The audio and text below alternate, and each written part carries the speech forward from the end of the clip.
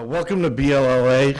My name is Bob Sonnenblick, and this panel deals with the evolution of the boutique hotel, and I am really thrilled with the panel that we've got here next to me. When Fran said to me about come in and moderate a panel, I said to her I wanted to do something very unique that's never been done before, and I wanted to fill the panel with friends and business associates who are really the best in the industry at the things that they do. And specifically within the boutique business, what we thought we would try to accomplish here is really look at the boutique hotel from start to finish, from taking it from a site through feasibility, through design, through financing, through operations, and hear from the people that are doing it right now in the real world. So without further ado, let's kind of just jump into things. Maybe let's take a second and work our way across. Dan, why don't we start with you? Just take, each of you, take 30 seconds. Just give us a quick overview on who you are and what you do, and then we'll jump right into the panel itself. I hate doing that. Well, come on. Everybody's got to know. Dan Lesser, LW Hospitality Advisors. Dan is our feasibility and valuation expert here in the industry. Mark? Hi, I'm Mark Gordon. I'm with a company called Tribeca Associates. We're a developer and acquirer of hotels and office and residential here in New York. And we have several projects which we'll talk about today. Jason? I'm Jason Pomerantz. I'm a founder and co-owner of a company called 60 Hotels. We recently formed this year, and previously I founded a company called Thompson Hotels, and we develop, own, and operate hotels, mostly in the boutique sector, nationally and internationally. Carrie. Hi, my name is Carrie Drinkon. I'm a principal with the Geddes Group. We're a brand, interior design, and procurement firm for the hospitality industry, headquartered in Chicago, and I'm based in Miami. John. No, I'm John Braylauer. I'm with the Carlton Group. We do investment banking, anything that has to do with capital, and I focus on hospitality. And you all have no idea how bright these lights are. You should all come up here. Terrific. Well, with that as a background, let's just jump right into things. And if we're going through the evolution of a boutique hotel, let's start at the very basics. And that's kind of a discussion on location theory. And Mark, I'm going to start with you.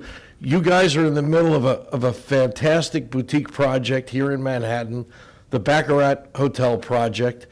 As you're looking around, tell us, does a boutique hotel development have a different kind of location than what you would normally find on a major avenue? Can you be on a side street? Can a boutique work without being on the corner of 57th and Park Avenue?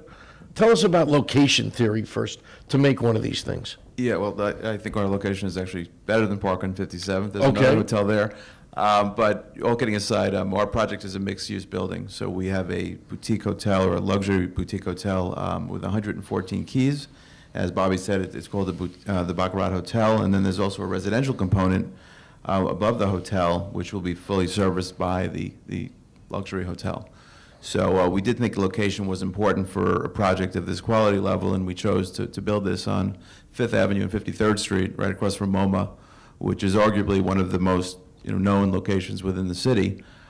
So we did feel location was important, to answer your question.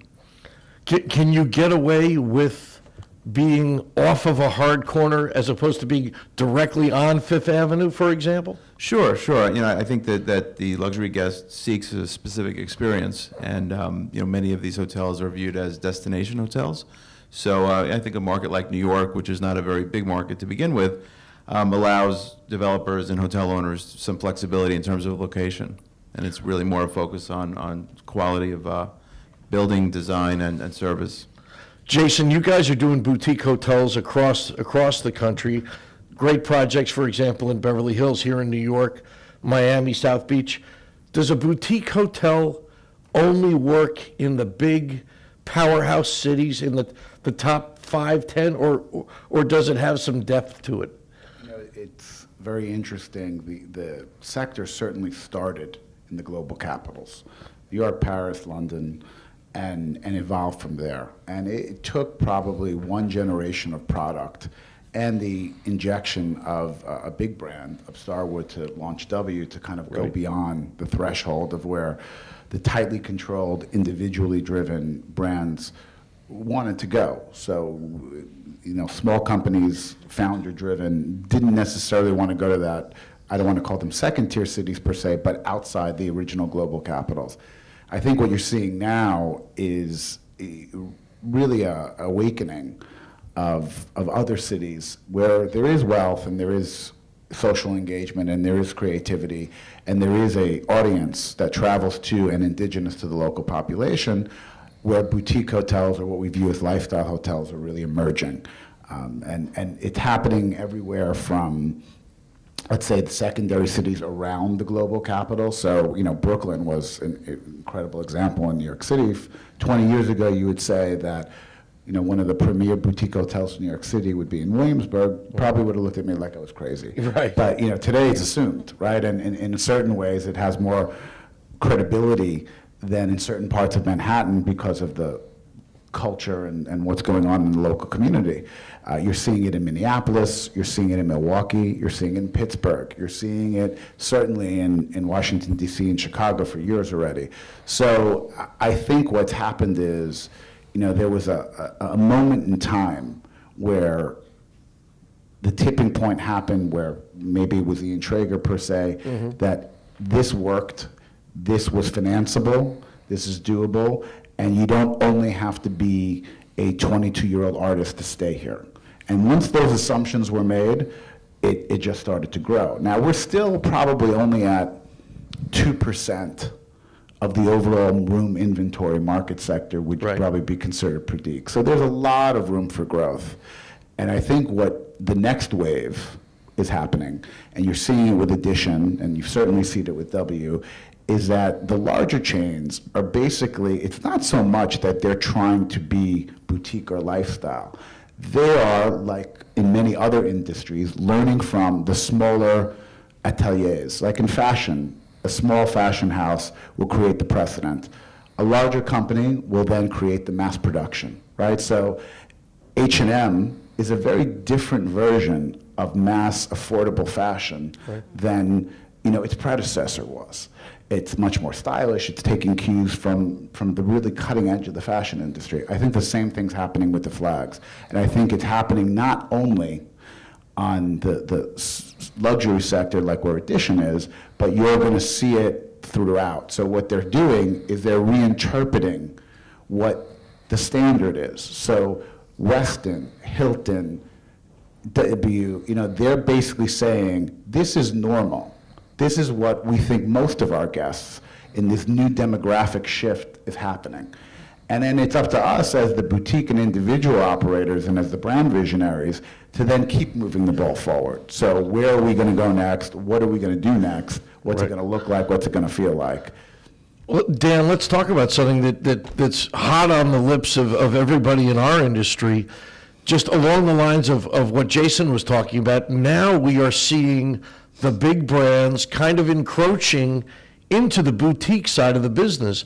There's been some announcements recently about things like that. Well, I think to, you know, Jason's point, you know, the big brands are clearly getting into the space, and we just had an announcement from Hilton that Curio, is that the new name? Yeah, the new name, right. Marriott has Autograph. I think what we're seeing is sort of a melding between, you know, frankly, the brands and the perception of boutique independence.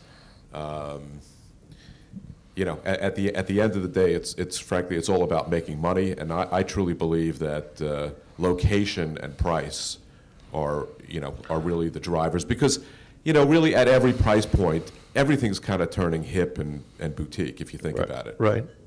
But Dan, do you think that the big brands can pull off the boutique concept? You heard Horst talking about service is everything. A boutique that's run by an individual can do that. Can the brands do that? Horst is a legend, and I really admire, his passion for service.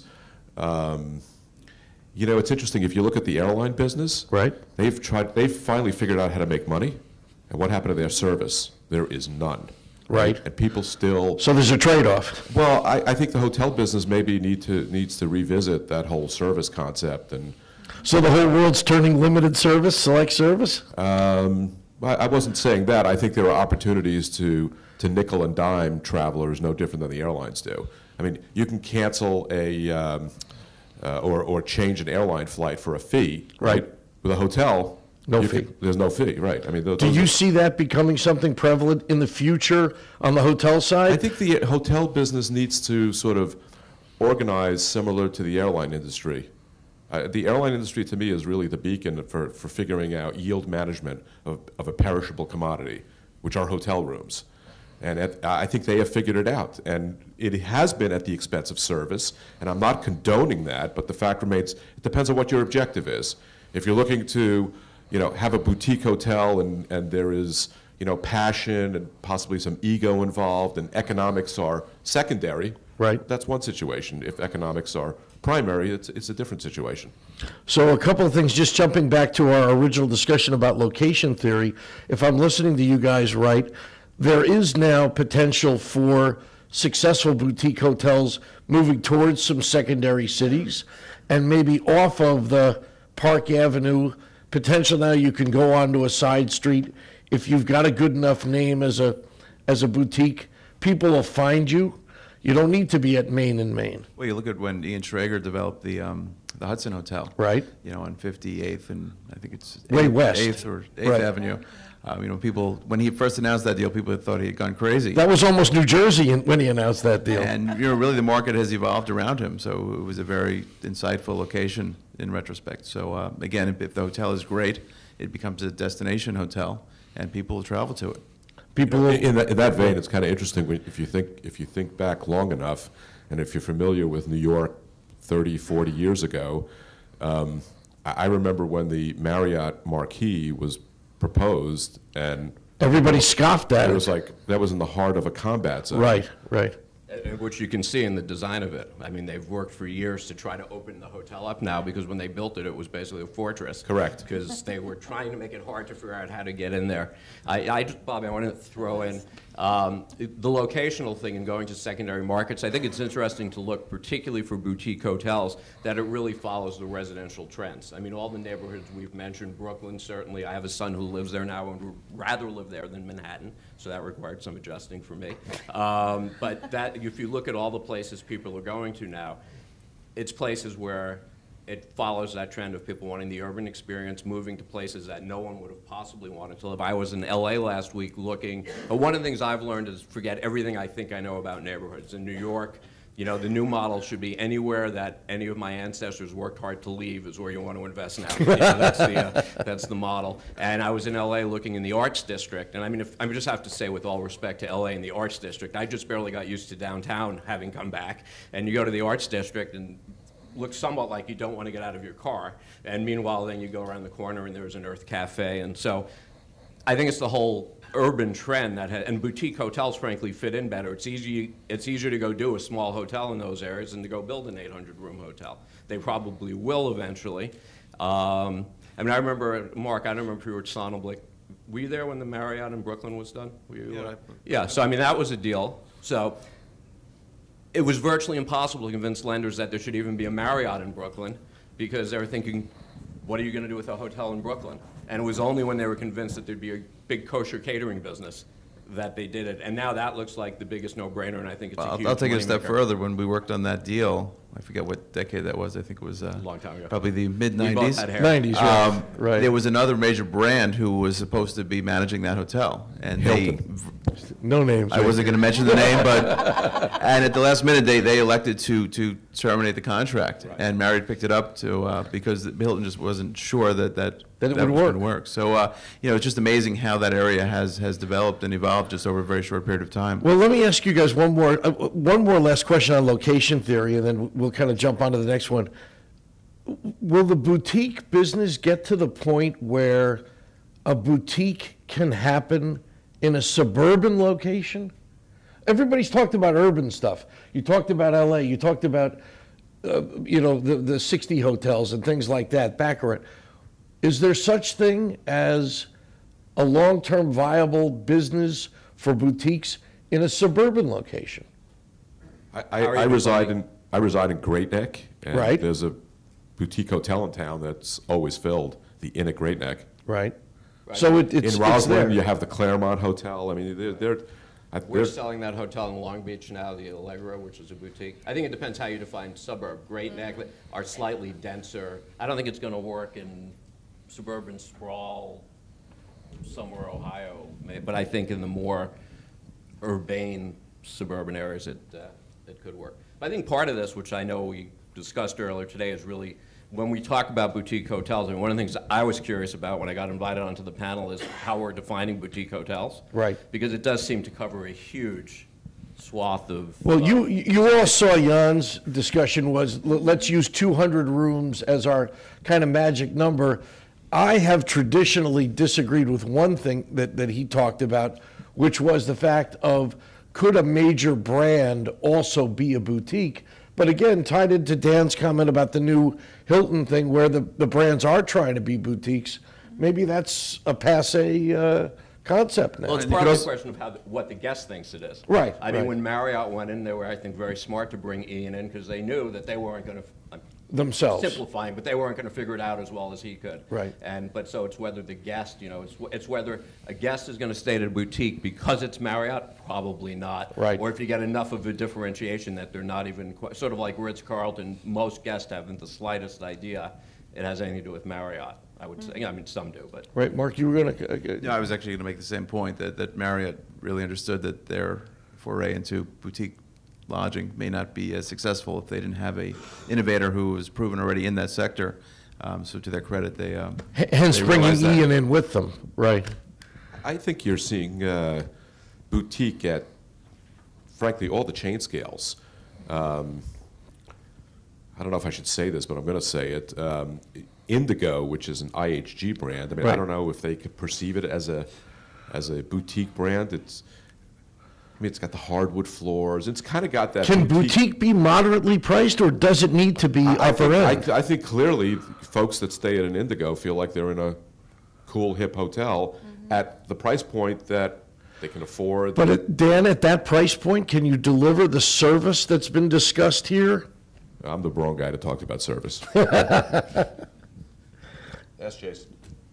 Well, I think it's a different interpretation of service, right? The value orientation, you know, the idea of where does boutique fall, it's almost going to become an obsolete term soon, boutique, because what it is it's the hotel culture is changing. It's becoming more design savvy. It's becoming more progressive in their F&B engagement thinking, and therefore the norm is going to be different, right? So our individual sub-brands or boutique brands today or individual hotels that are considered boutique will be just that. They will be, and they'll have their own identity, and that's fine, right? So the segmentation is going to start to blur more and more. Interestingly, when the boutique world started, it was a lower price point, right? Right. It was meant to be younger people, Right. alternative-looking places, Smaller rooms. You know, Right. there were a couple hotels in New York City. There was a little hotel called the Franklin on the Upper East Side that had rooms this big, right? And it had an Still there in the room. still there, right? Right. And people thought it was the most amazing thing they had ever seen. And all of these interesting people would stay there, and they thought, and in a certain way, it was, because it was one of the first hotels in New York City to say, you know what, I'm going to give you a tiny room. I'm going to do a completely impractical but very nice-looking design. Right. I'm going to fill it with special rates for people that are either from modeling agencies or creative agencies, whatever. And I'm going to create a vibe. And it's in a not very cool area, right? It's in a very established, but yet people got so fascinated by this, it helped start the trend. So the idea of cheaper and value and appealing to what today would be the millennials Right. is really the direction that the boutique world is going, right? So that's where the new innovation is going to be. And I think when you talk about service in relation to that, they have a different expectation of service.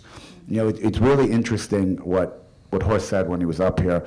And it reminded me of, it holds true, right? I mean, I agree with all of that.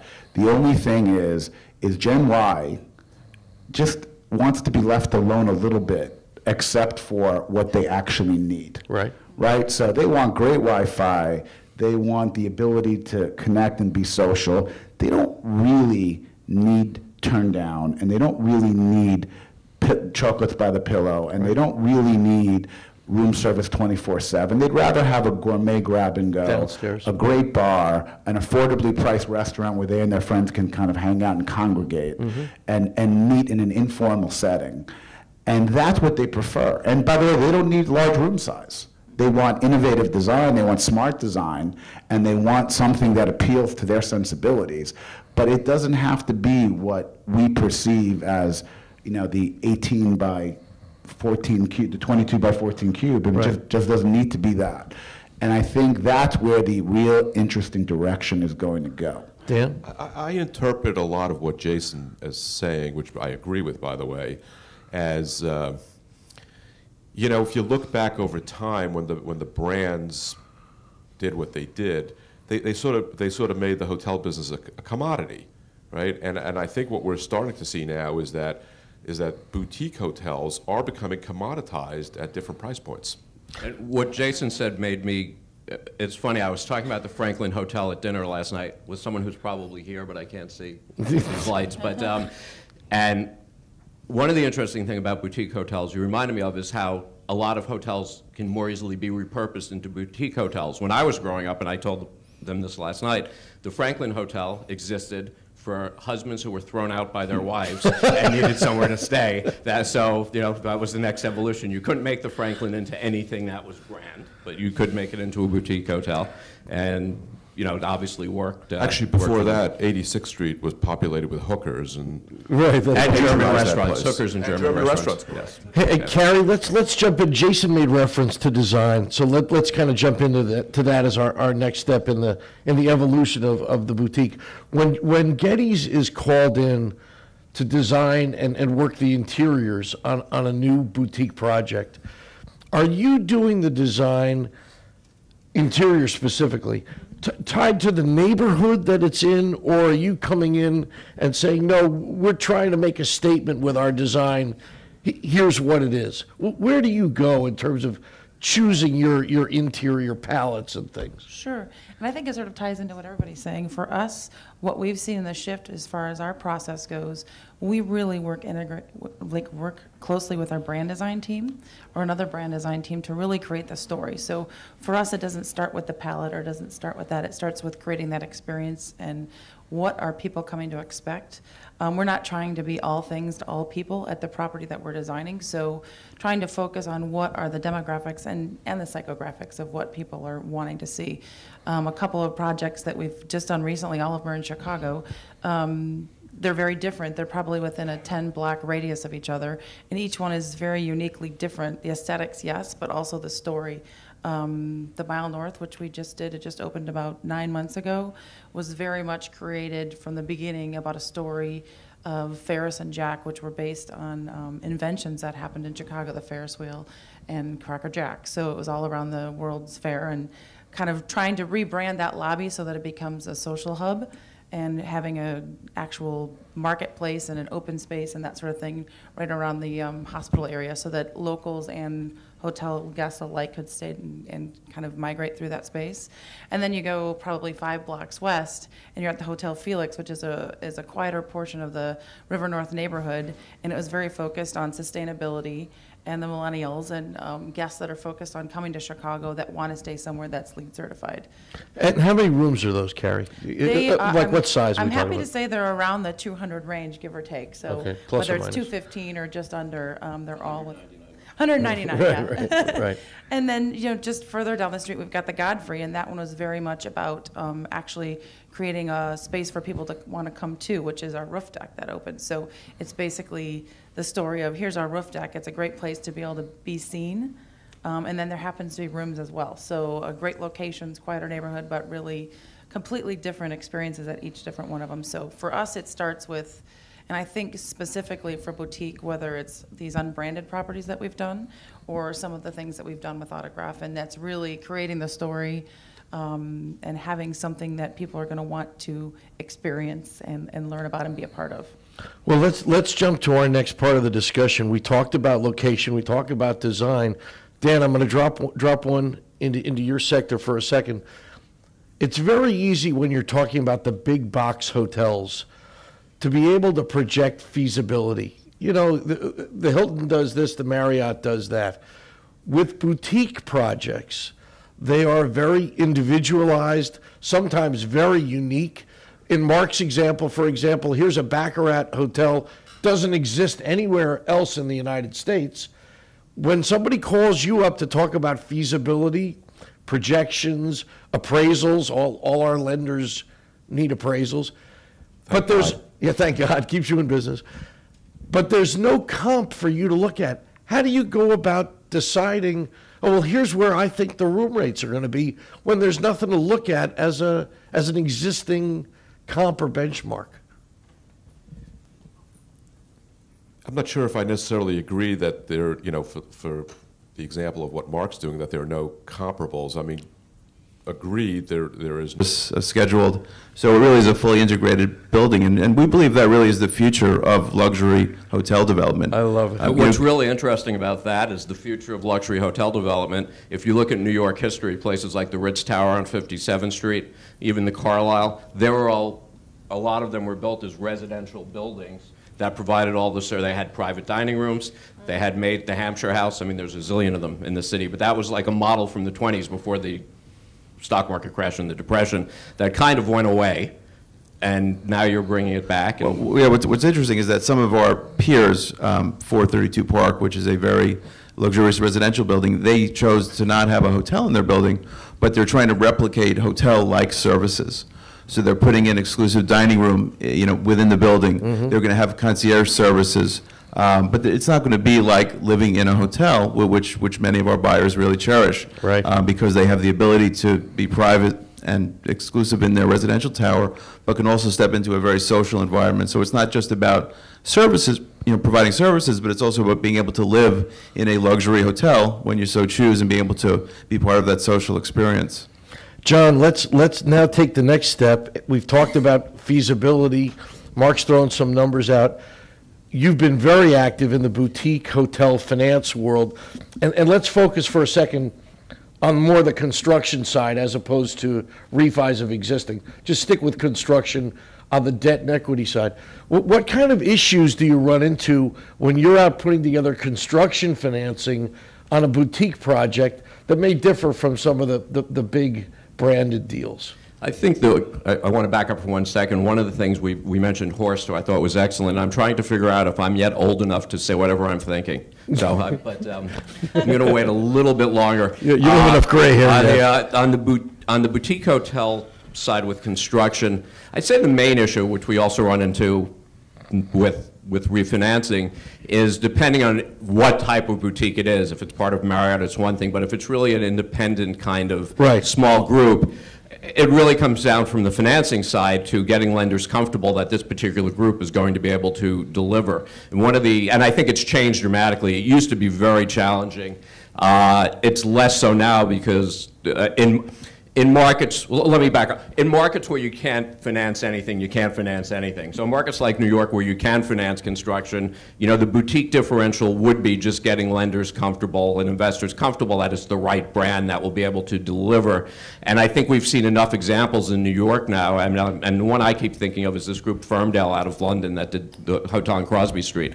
Now, I remember when they first showed up, because we met with them, and a lot of people, you know, there was a little bit of this, who are they, what are they going to do? You know, meanwhile, they've built a hotel that's a huge success. I mean, for a lot of people, it's their favorite hotel in New York.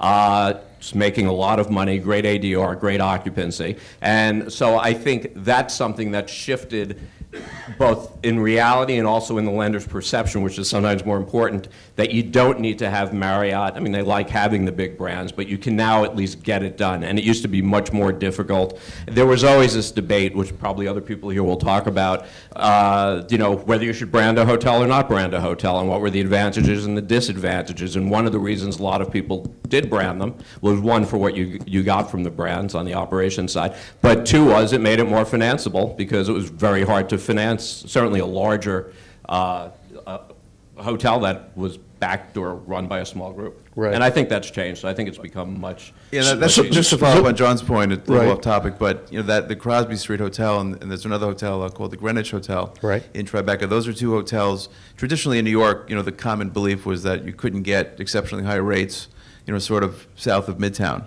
And that's really where all the luxury hotels historically have been built. But those two hotels were getting rates, in excess of $800 a night.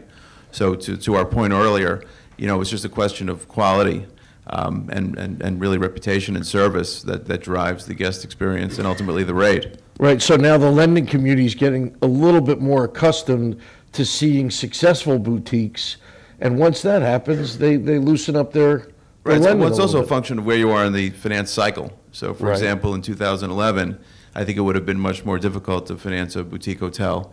Fast forward 3 years to 2014, lenders are getting a lot more sophisticated, a lot more comfortable with some of the new boutique strategies.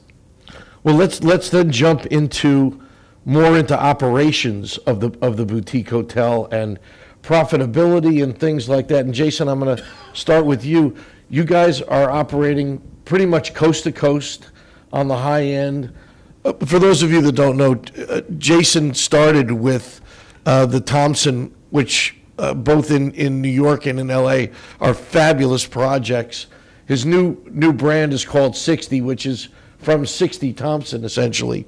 Right now, how do you see the boutique industry in terms of operations? Is it margins are much better because you're small and lean and mean, or are your margins the same as kind of the big brands?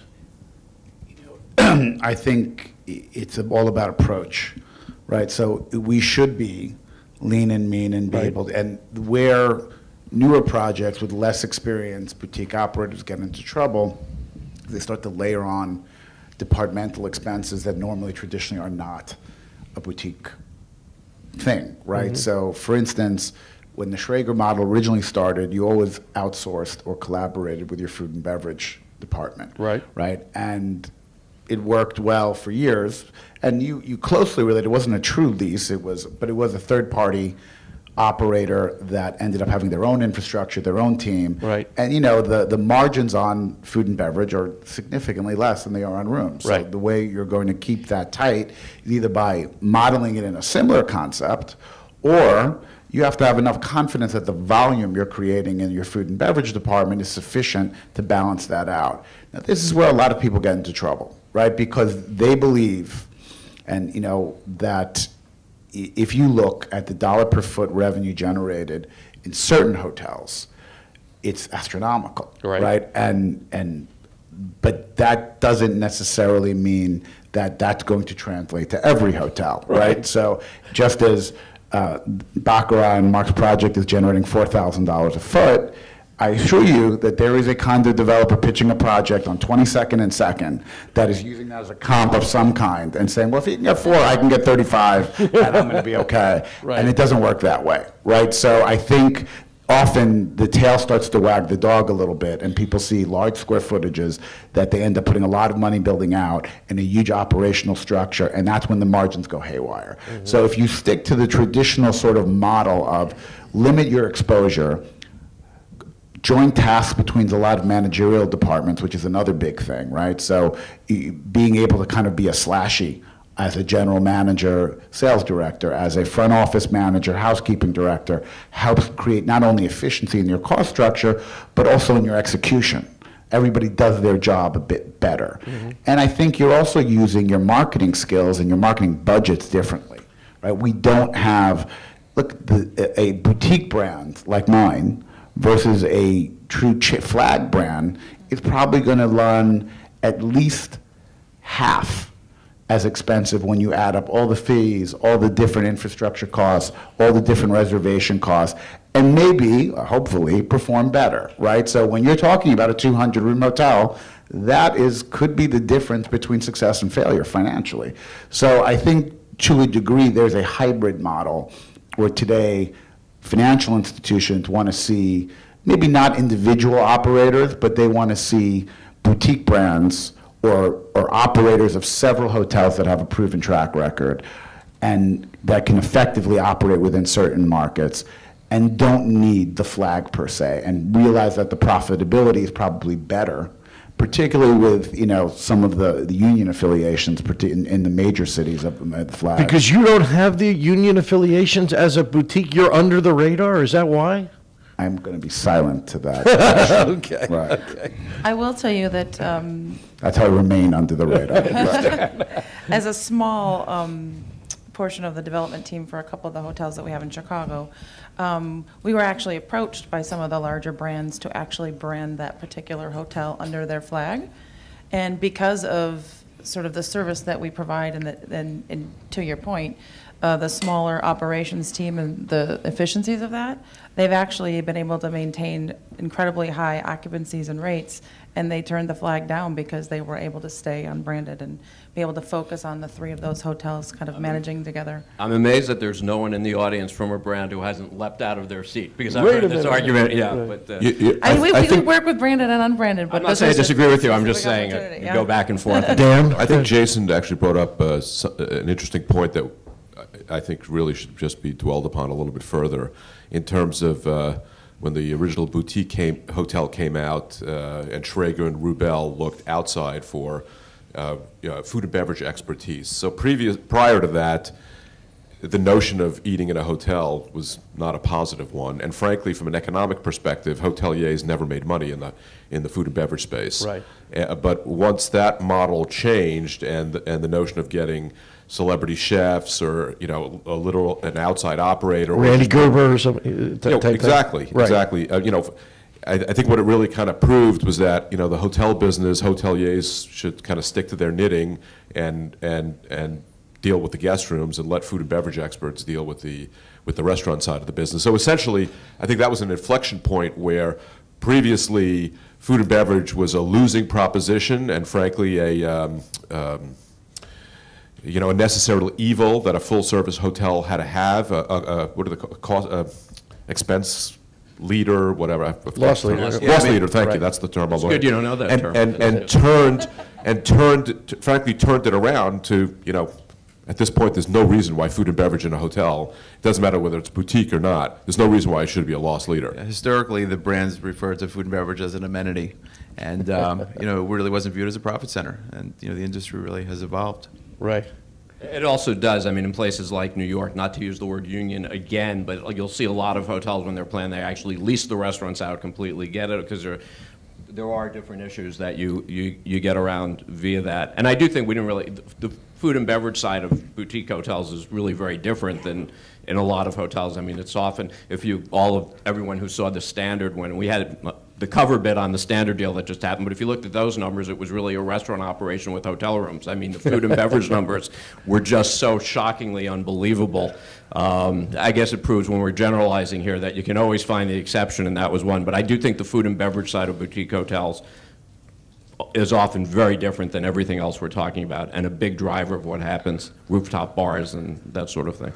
Listen, I want to take this opportunity to thank our panel. We've kind of run out of time here. I want to make sure to our guests here in the audience, the panel is going to make themselves available afterwards if any of you want to come up and talk to them. But this has been very enlightening, top to bottom, on the status of the boutique hotel industry. And I just want to thank our panel very much.